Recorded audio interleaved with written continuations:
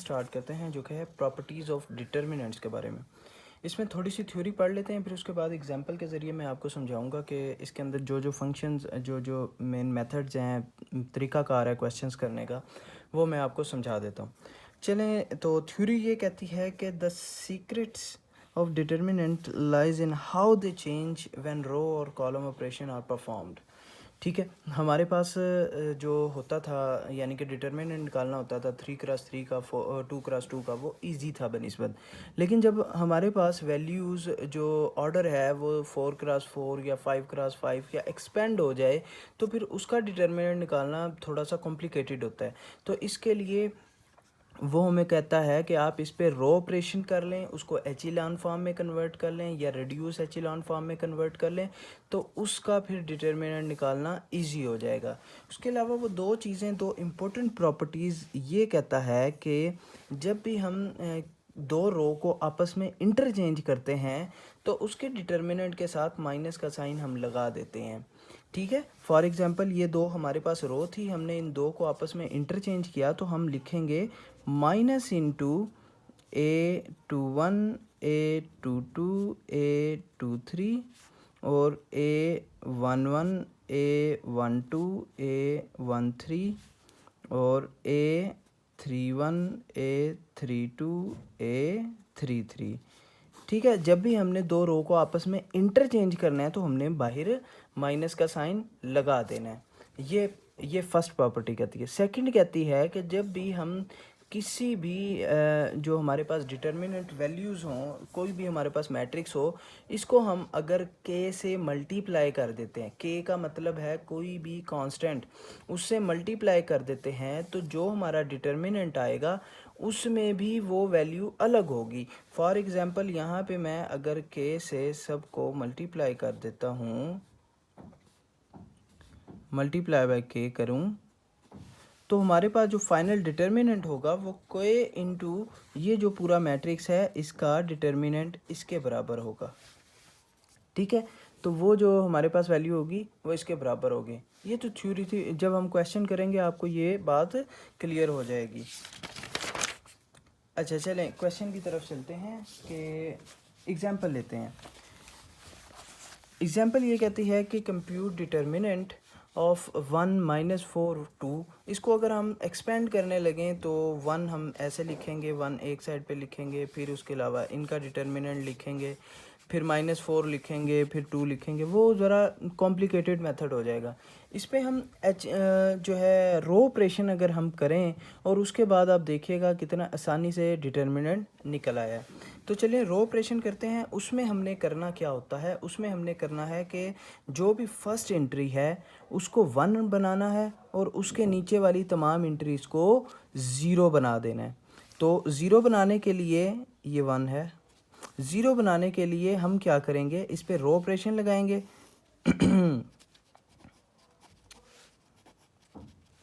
A determinant is equal to, इस पे हम रो ऑपरेशन लगा रहे हैं, तो 1 - 4 2। अब कौन सा रो ऑपरेशन लगाएं कि ये हमारे पास 0 हो जाए। ये हमें पता है कि इस वाली वैल्यू को मल्टीप्लाई बाय 2 करें और इसमें ऐड कर दें तो ये 0 हो जाएगा। इसका मतलब है कि R2 पे हम ये करें, R2 पे ये करें हम कि R1 2R1 प्लस R2। ठीक है, अगर हम ऐसे करते हैं तो हमारे पास ये वैल्यू 0 हो जाएगी। ये वैल्यू 0 हो गई है। अब 2 इंटू R1 मीनटू से ये -4 ये 8 हो गया और ये भी हमारे पास 0 हो गई है।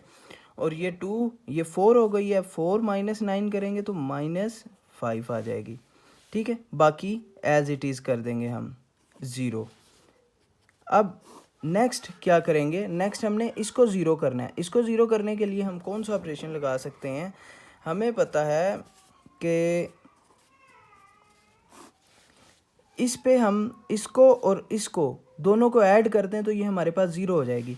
मिनटू से हम यहाँ पे लिखेंगे R3 पे जो ऑपरेशन किया है वो R1 प्लस R3 कर दिया।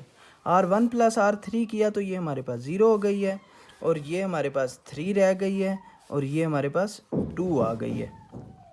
ठीक है, अब ये देखें, ये हमारे पास ज़ीरो ज़ीरो ज़ीरो हो गई है। अब एक्सपेंड बाय फर्स्ट कॉलम भी हम कर सकते हैं, लेकिन उससे पहले आप ये देखें इस साइड पे ज़ीरो है। वो जो मैंने प्रॉपर्टी आपको बताई थी, ये वाली प्रॉपर्टी, इस प्रॉपर्टी को जो है वो यूज़ करते हैं। चलें इस प्रॉपर्टी को यूज़ करते हैं कि interchange row 2 and row 3।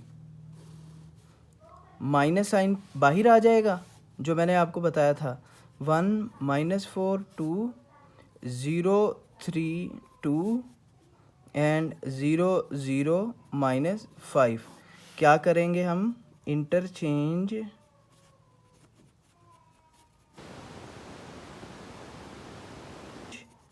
R2 and R3। Interchange हमने कौन कौन सी की, R2 और R3 को इंटरचेंज किया तो माइनस साइन बाहर आ गया। अब हम लिख सकते हैं एक्सपेंड बाय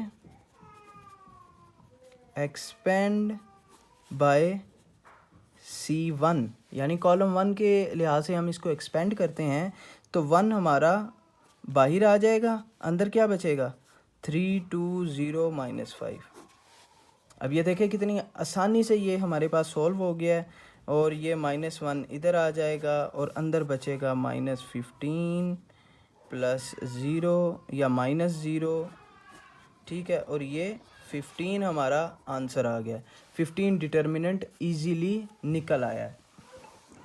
अब इसमें कुछ चीज़ें जो इम्पोर्टेंट हैं वो मैं आपको बता देता हूँ, जो अगले यानी कि हमारे नेक्स्ट जो इसी चैप्टर के अंदर यूज़ हुई हैं।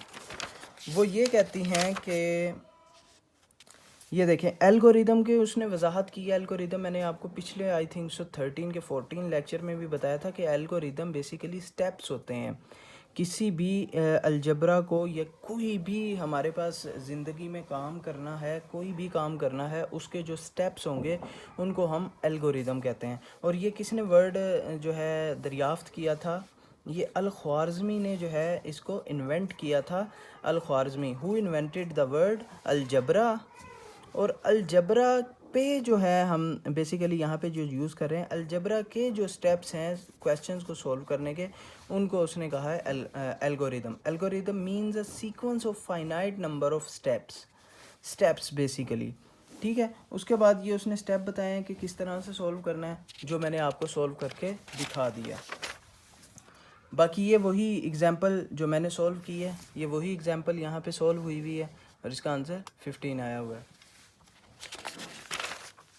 अच्छा, अब यहाँ पे है कि कुछ चीज़ें जो इम्पोर्टेंट हैं कि रो को जब आप इंटरचेंज कर रहे हो, हमने रो को एक बार इंटरचेंज किया, हमने रो को यहाँ पे एक बार इंटरचेंज किया, लेकिन अगर आप ज़्यादा बार इंटरचेंज कर रहे हो तो आपने क्या करना है कि हमेशा ये तरीका अपनाना है, -1 to the power r, -1 to the power r into जो भी हमारा मैट्रिक्स होगा।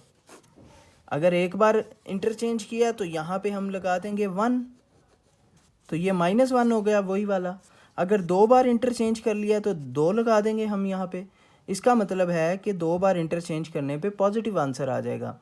पॉजिटिव आ जाएगा तो हमें कोई मसला नहीं होगा। जैसे मैंने 2 और 3 को इंटरचेंज किया था, अब दोबारा मैं एक और बार 2 और 3 को आपस में इंटरचेंज कर लेता हूँ तो ओरिजिनल मैट्रिक्स हो जाएगा। जब ओरिजिनल मैट्रिक्स हो जाएगा इसका मतलब है कि ये पॉजिटिव में रहेगा, नेगेटिव में नहीं रहेगा। इसी तरह 3 करेंगे तो यहाँ पे 3 आ जाएगा, 4 आ जाएगा, ये बढ़ता रहेगा r की वैल्यू। बेसिकली ये वही थ्योरम बताया गया है।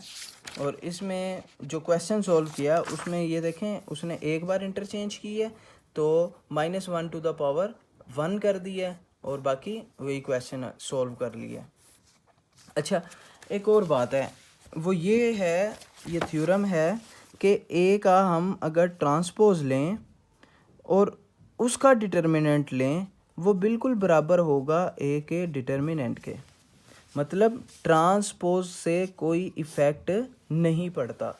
एक और चीज़ है, वो ये है कि हमारे पास 2 मैट्रिसेस हों A और B, इनका सेपरेटली आप डिटर्मिनेंट ले लें, उनको आपस में मल्टीप्लाई कर लें, या आप दोनों को मल्टीप्लाई करने के बाद डिटर्मिनेंट ले लें, दोनों बराबर होंगे।